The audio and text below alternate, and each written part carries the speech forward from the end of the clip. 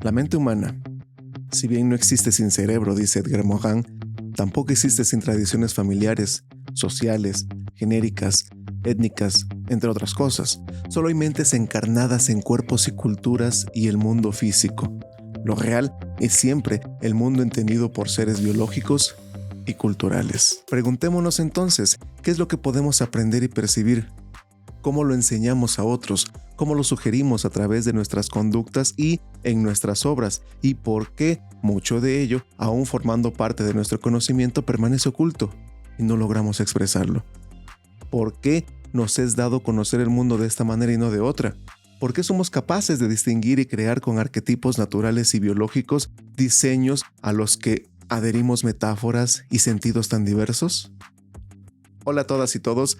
Gracias por visitar Aistesis, en donde hablamos de arte, cultura y educación. Y precisamente, el día de hoy toco un tema muy interesante. Hablaremos sobre el proceso de aprendizaje, pero a partir de ciertas estructuras innatas, tocado desde la antropología del objeto, la pedagogía y la filosofía. Mi nombre, como ya saben, es Jesús Méndez, así que pues, sin más, vamos para allá. Aistesis, arte, cultura y educación.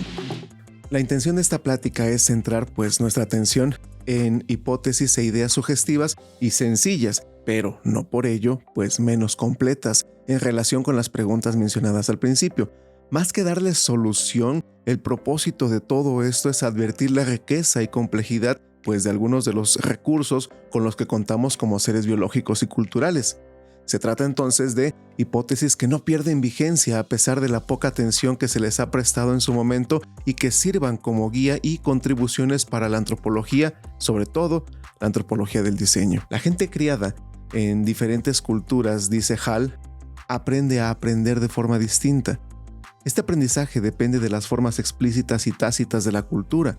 Hall y George proponen 3 niveles de construcción y transformación del conocimiento: el formal, el informal y el técnico. El nivel formal es aquel que todos conocen y pues dan por sentado, aquel que funciona en la vida diaria y del que nadie pregunta si es o no conveniente. Lo formal se aprende por medio de preceptos y admoniciones. El mentor moldea al aprendiz según pautas que él no ha puesto nunca en duda. Las pautas formales se aprenden generalmente cuando uno comete un error y alguien lo corrige. No puedes hacer esto, no puedes hacer lo otro, lo correcto es esto, lo incorrecto es lo otro. El aprendizaje formal tiende a teñirse de emoción. Las emociones profundas casi siempre están unidas a lo formal, dice Hall. En el nivel formal están, por ejemplo, los conceptos de comodidad, las relaciones espaciales y las secuencias temporales, el concepto de diversión y el humor, el lugar que ocupamos los hombres y las mujeres y gran parte de las maneras, pues, de cómo han de utilizarse los objetos más comunes. Por otro lado, el nivel informal tiene que ver con las referencias situacionales o imprecisas. Lo informal se aprende a través de un modelo que se imita. Pues ¿a través de qué? A través de la observación. El aprendizaje informal es gran parte una cuestión del aprendiz que escoge a otros como modelos. A veces esto se hace deliberadamente, pero lo más común es hacerlo sin conciencia de ello. En la actividad informal, la ausencia de conciencia permite un grado de modelación. Cuando se infringen las normas tácitas, pues propias de este nivel, inmediatamente aparece la ansiedad, dice Hall. Conducir un automóvil, manipular una herramienta, jugar con un balón, son operaciones en las que la conciencia del proceso puede construir y constituir un impedimento para realizarlas tranquilamente. Estas actividades que se desarrollan en el nivel informal, pues luego de ser aprendidas se realizan sin conciencia de los mecanismos corporales necesarios para ello. La destreza para realizarlo es interiorizada y la habilidad se hace tácita. En el nivel informal, uno no es completamente consciente de lo que ocurre, solo sabemos que bajo una serie de reglas indeterminadas hay que actuar de cierta manera y contar pues con que la gente reaccione adecuadamente ante ello. Esta expectativa informal se rompe a menudo cuando se origina un conflicto entre dos pautas dentro del contexto pues de nuestra cultura o, en el caso más conocido, de una situación en que se produce un cruce de culturas. En este nivel se ubican los gestos, juegos y pasatiempos, las necesidades espaciales, individuales, las actitudes que conciernen a lo sobrenatural, las nociones y conceptos fundamentales respecto a la belleza de las cosas, por ejemplo, las formas del deseo mimético y la percepción elemental de las necesidades. El nivel técnico Es conocimiento sistematizado que normalmente se transmite en términos explícitos. Le precede un análisis lógico y se lleva a cabo siguiendo un esquema coherente de aplicación. Los sentimientos que tienden a inferir su funcionamiento efectivo, pues suelen ser suprimidos o pasados por alto. Ejemplos de este nivel son la tecnología misma, el lenguaje, los sistemas de medidas y normas, las diversas instrucciones útiles para resolver paso a paso procesos mecánicos, etc. La tríada formal, informal, técnico no constituye un sistema fijo y estático. En realidad son estados incesantemente fluidos, pasan de uno a otro, de modo que la actividad formal tiende a hacerse informal, continúa Hall. La informal se inclina hacia la técnica y muchas veces esta se convierte en un nuevo sistema formal. A veces los sistemas técnicos pasan a ser formales tan rápidamente que la gente reacciona frente a ellos como si fueran todavía técnicos. Mucho del culto a la metodología científica que profesan las ciencias sociales suena más a sistema formal que a sistema técnico. Los procesos creativos con los que se introducen nuevas variedades en un diseño o de los que surge una innovación son función tanto de cómo ha sido aprendido un elemento cultural, como si éste es tratado formal, informal o técnicamente. Por ejemplo, para Hall dice que el cambio es un proceso circular complejo, va de lo formal a lo informal y después a lo técnico, para pasar nuevamente a lo formal, desplazando el acento con bastante rapidez en ciertas coyunturas. Es dudoso que alguien cambie realmente una cultura en el sentido que normalmente se utiliza este término. Normalmente, lo que se hace son pequeñas adaptaciones informales de forma continua en el proceso cotidiano de vivir. Algunas funcionan mejor que otras. Con el tiempo se tecnifican como mejoras y las mejoras pues se acumulan imperceptiblemente hasta que de pronto se las reclama como rupturas. Si una persona quiere ayudar realmente a introducir un cambio en la cultura, debe descubrir lo que ocurre en el nivel informal y determinar con precisión pues qué adaptaciones informales parecen tener más éxito en el funcionamiento diario. Hecho esto, trasladarlas al nivel de conciencia. Los escenarios cotidianos se transforman continua y sutilmente, aunque los materiales de la escenografía pues nos parezcan los mismos y las pautas tiendan a persistir. Un pequeño obstáculo, una desviación sutil, una pérdida, un encuentro, una variante en la imitación, una ligera vicisitud en el modelo, etc., acumulan sus efectos poco a poco hasta alcanzar proporciones notables de la ruptura y el cambio. La teoría del caos puede dar cuenta de ello. Esto es lo que ocurre generalmente en el nivel informal de construcción y transformación del conocimiento, y en donde sea. Hablamos de pedagogía en términos formales, hablamos de pedagogía en términos informales, hablamos en niveles técnicos, hablamos de todo eso. En ellos, el grado de resolución de nuestra percepción de las cosas es indeterminado. Y no depende de qué tan fino sea el mecanismo de enfoque. En ocasiones atina a mostrarnos con nitidez las imágenes. En otras, los detalles son bastante borrosos, a diferencia de los niveles técnico y formal, donde la percepción está claramente determinada por una regla que se obedece, por un paradigma en el que se cree. En el nivel informal, la percepción, la intuición, cognición inmediata sin el concurso del razonamiento o de razonamientos, aquí se vuelve ambigua. Si nos es corroborada por otros indicios, nos dejará creer que vemos ciertas cosas y en consecuencia actuaremos de cierta manera. En la encrucijada que plantea esta percepción correcta o equivocada de los cambios que están ocurriendo, tomaremos un camino, la desviación. Poco notable en su momento, se manifestará con el tiempo, cuando descubramos alejados de ella. Corregir el rumbo entonces no será fácil, o ajustarnos el giro que han tomado las cosas en la expectativa de reacomodar algunas de nuestras pautas conocidas y no desestabilizar hábitos y costumbres, o aceptamos con resignación o celebrando la suma de acontecimientos, el cambio y la ruptura que un evento y un enfoque en apariencias sutiles provocaron. Imitamos patrones y reproducimos hábitos, seguimos preceptos y aplicamos métodos y técnicas que aprendemos y ejercemos con toda la carga de nuestra historia vivida comunitaria. Creencias compartidas y situaciones contextuales, este es el grado de resolución de nuestra percepción colectiva, definida por el gradiente, los límites dinámicos y la capacidad propios del conocimiento o de todos los conocimientos de cada comunidad a la que pertenecemos.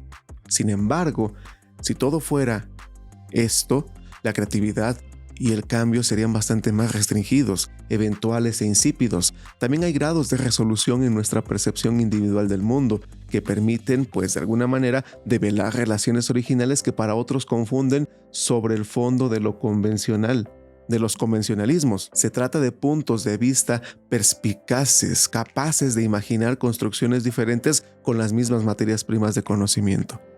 La perspicacia, aunque puede ser sancionada, es personal. Se ejerce en silencio y desde el silencio, cuando las condiciones son dadas, puede irrumpir en la monotonía para cambiar las cosas. Este ingenio agudo y sutil, esta visión penetrante, empero, es curioso, suele ejercerse solamente en una o algunas de las comunidades a las cuales pertenecemos y no en todas, salvo casos excepcionales. Es muy común que alguien sea creativo y crítico respecto a los convencionalismos de alguna de las comunidades a las que se adhiere, y convencional en otras. Que brille y actúe con desenvoltura y seguridad en ciertos medios y en otros sea en extremo reservado, vacilante y común.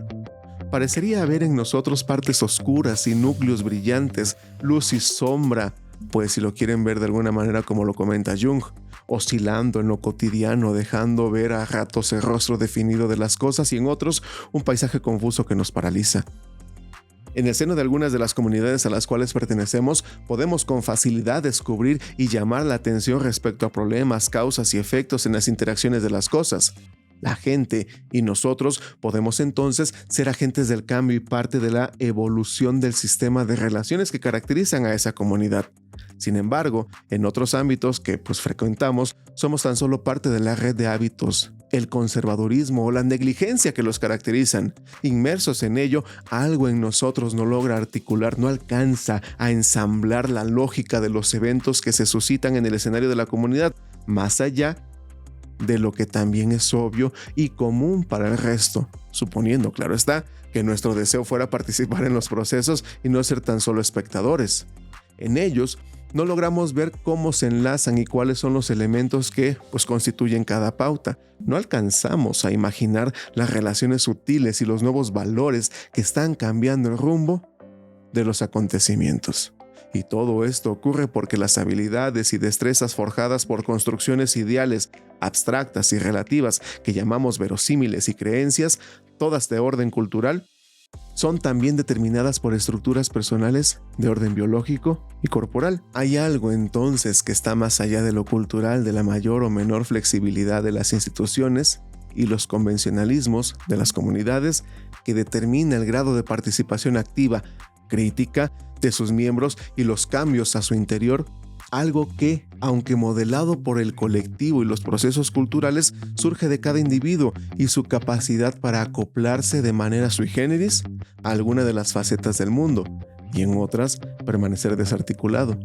Verosímiles, creencias y experiencias son, ya lo habíamos comentado en algún lugar, por aquí les dejaré el pequeño link, son representaciones posibles de lo real, desde la perspectiva de mentes encarnadas en culturas en un mundo físico entendido por seres culturales. Aunque esto es solo una parte muy importante, por cierto, de la respuesta a por qué nos es dado conocer el mundo de un modo, a por qué somos capaces de adherirle sentidos tan diversos y participar además en los cambios, sí, somos mentes encarnadas en culturas, pero también somos mentes encarnadas en cuerpos.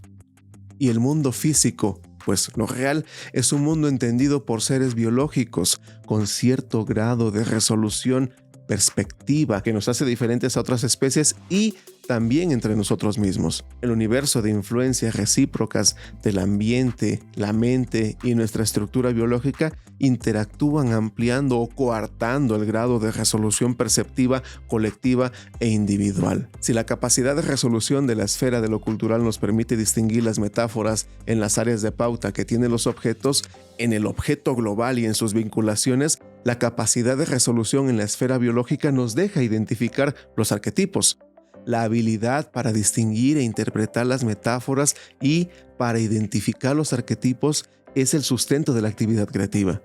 Por cierto, la tarea central de cualquier institución de enseñanza y formación, de personas, de diseñadores, de arquitectos, de abogados, de filósofos, de lo que sea, debería ser el desarrollo y perfeccionamiento de estas capacidades. Es ahí en donde debemos de dar cuenta. Esas capacidades son propias pues de la naturaleza del ser humano y también lo son de sus modos de vida social. Unas y otras son adquiridas a través de adaptaciones al medio ambiente, físico por un lado y la noósfera. Son connaturales e innatas, entiéndase comunes, y son culturales, distintivas. Veamos ahora las innatas. Ya hemos hablado de las culturales. Hace falta, dice Morin, que haya mucho de innato en el sentido no de programa innato de comportamientos, sino de estructuras innatas capaces de adquirir, y agrega, refiriéndose a dos autores sobresalientes y polémicos que han trabajado sobre el tema en las últimas décadas, Piaget ignoraba que son necesarias fuerzas organizacionales complejas innatas para que haya muy fuertes aptitudes para conocer y aprender. Piaget, continúa Morin, tenía una gran dificultad en aceptar el fuerte rol de eso que podemos llamar las estructuras internas de la percepción. Por otro lado, continúa Morin, Chomsky permaneció fijado a este innatismo sin plantearse la pregunta que se plantea Piaget: ¿de dónde viene la construcción de estructuras innatas? Esa construcción no puede ser más que un fruto de la dialógica con el medio exterior, pero el estado actual de los conocimientos no permite ninguna explicación. La autopoiesis y los sistemas autoorganizados pueden ser una clave para esta explicación. Autopoiesis significa creación de sí mismo. En griego, poiesis es creación. Un sistema autopoiésico o unidad autopoiésica es equivalente a un holón o a una unidad mórfica. Se caracteriza por ser organizativamente cerrado, a la vez que permanece abierto al flujo de energía del ambiente. Su organización es tal que, según Maturana y Varela en el 86, su único producto es el mismo, y no hay separación entre productor y producto. El ser y el hacer de una unidad autopoiésica son inseparables, y esto constituye su modo específico de organización. La autoorganización, que en mucho es similar a la autopoiesis, aunque no se refiere exclusivamente a las entidades vivas, es la aparición espontánea de nuevas estructuras y nuevos modos de comportamiento en los llamados sistemas alejados del equilibrio, que se caracterizan por bucles de retroalimentación internos, procesos recursivos, y son descritos matemáticamente en términos de ecuaciones no lineales. ¿Qué significan estos términos? A un sistema alejado del equilibrio lo alimentan flujos de energía, cualquiera que sea su índole, utilizados para mantener en actividad el sistema. El aire que respiramos, el calor, el alimento, etc., constituyen algunos ejemplos de flujos energéticos. Lo que sobra o forma parte de la energía generada en el funcionamiento mismo del sistema es disipado. Se devuelve al ambiente como desperdicio, porque permanecen, gracias al flujo de energía, lejos del equilibrio térmico. El equilibrio térmico es el estado final de un sistema que ha consumido toda capacidad de cambio cuando alcanza la entropía máxima, la disipación total de su energía, y en consecuencia muere al no recibir alimentación alguna de los flujos energéticos indispensables para su existencia. Los sistemas alejados del equilibrio son también conocidos como sistemas de orden complejo y como sistemas dinámicos disipativos no lineales. Dinámicos, puesto que sus propiedades cambian con el tiempo y su evolución es irreversible por su carácter disipativo. Nunca son ya los mismos, y no lineales porque su comportamiento es descrito matemáticamente en términos de ecuaciones no lineales. Estas ecuaciones representan el proceder incierto de gran parte de los fenómenos de la naturaleza y lo social, producto de la sensibilidad de sus variables a las condiciones iniciales, que al no poder determinar, tornan imprescindible el desarrollo, y también a bucles de retroalimentación positiva, que amplifican los valores de algunas variables, produciendo secuencias impredecibles y empujando al sistema hacia bifurcaciones características del caos. En las bifurcaciones, puntos de una entrecrucijada donde se producen ramificaciones capaces de ser temporal y espacialmente estables, el sistema elige o escoge una de las alternativas. La autopoiesis es el concepto central de la teoría de Santiago de la cognición, formulada por Humberto Maturana y Francisco Varela. Por ahora la más sugestiva sobre el tema de cómo y qué podemos aprender a través de las estructuras innatas y adaptaciones. La teoría de Santiago describe la cognición, el proceso del conocimiento, en términos de las interacciones de un organismo con su entorno. las interacciones específicas a las que designa acoplamiento estructural. Una unidad autopoiésica se acopla estructuralmente a su entorno mediante interacciones que desencadenan cambios. No obstante, esta unidad autopoiésica permanece autónoma. El medio solo desencadena los cambios estructurales, no los especifica ni dirige. Es esa unidad por sí misma la que determina los cambios y qué perturbaciones del medio los desencadenarán. Este es el eje fundamental de la teoría de Santiago de la cognición. Los cambios estructurales de la unidad autopoiésica constituyen actos de cognición. Al especificar qué perturbaciones del medio desencadenan sus cambios, ella da a luz a un mundo, como dicen Maturana y Varela. La cognición no es, pues, la representación de un mundo con existencia independiente, sino más bien un constante alumbramiento o de un mundo a través del proceso de vida. Las interacciones del sistema vivo, la unidad autopoiésica, con su entorno son interacciones cognoscitivas y el proceso de vida mismo es un proceso de cognición.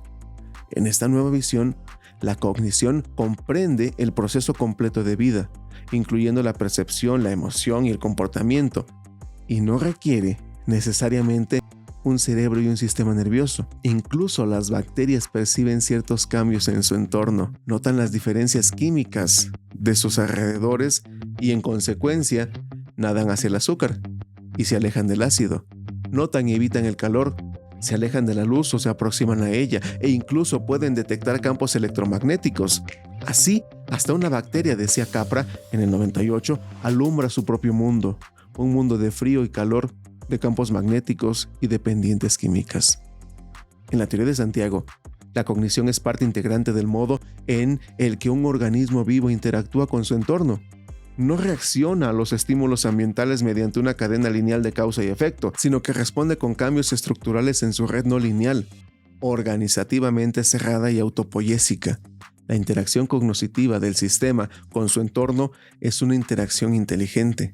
Desde la perspectiva de la teoría de Santiago, la inteligencia se manifiesta en la riqueza y flexibilidad del acoplamiento estructural de una unidad autopoiésica. Este acoplamiento es lo que define nuestro grado de resolución en la esfera biológica, determinando qué tanto nos pasará desapercibido y también qué tan compleja o fácil nos resultará la identificación de elementos, patrones y procesos.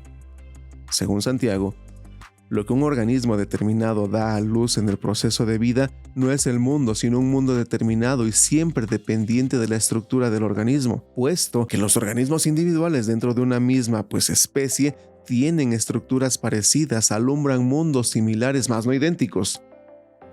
Maturana y Varela no nos dicen que hay un vacío ahí afuera del que creamos materia.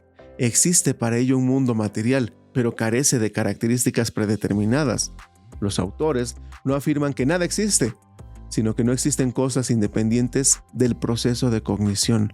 No hay estructuras objetivamente existentes, no existe un territorio predeterminado del que podamos levantar un mapa. Es el propio acto de cartografiar el mundo quien lo crea. Sabemos, por ejemplo, que gatos y pájaros pueden ver los árboles, pero de modo muy distinto de cómo los vemos nosotros los humanos, puesto que perciben distintas franjas del espectro luminoso. Así, las formas y texturas de los árboles que ellos crean serán distintas a las nuestras. Cuando vemos un árbol, no nos estamos inventando la realidad, pero el modo en que delineamos objetos o identificamos patrones de entre la multitud de estímulos sensoriales que recibimos depende de nuestra constitución física. Como dirían Maturana y Varela, el modo en que podemos acoplarnos estructuralmente a nuestro entorno y el mundo que, en consecuencia, creamos dependen de nuestra propia estructura. Estas son las estructuras innatas capaces de adquirir a las que se refiere Morin. Un mundo entendido por seres biológicos que interactúa con un mundo entendido por seres culturales.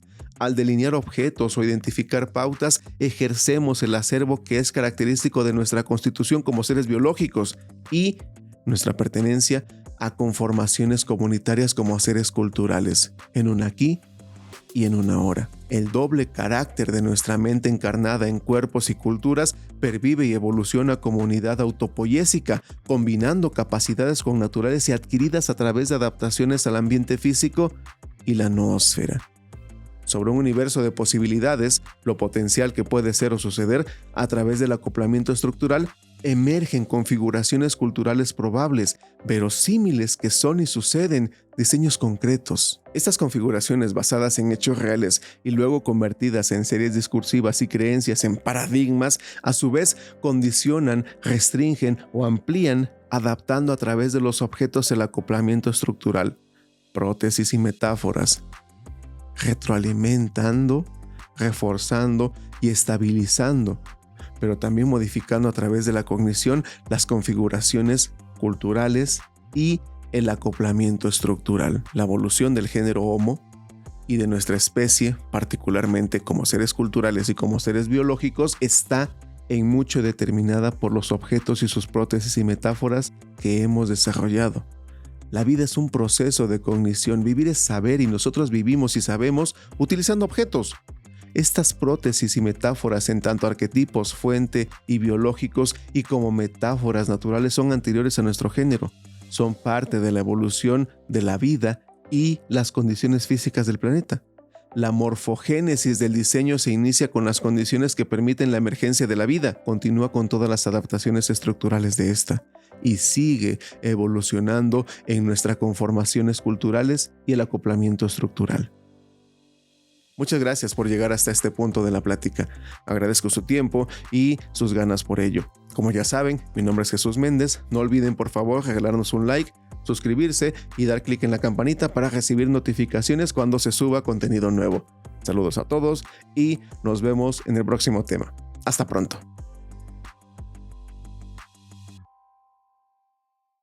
Hay tesis, arte, cultura y educación.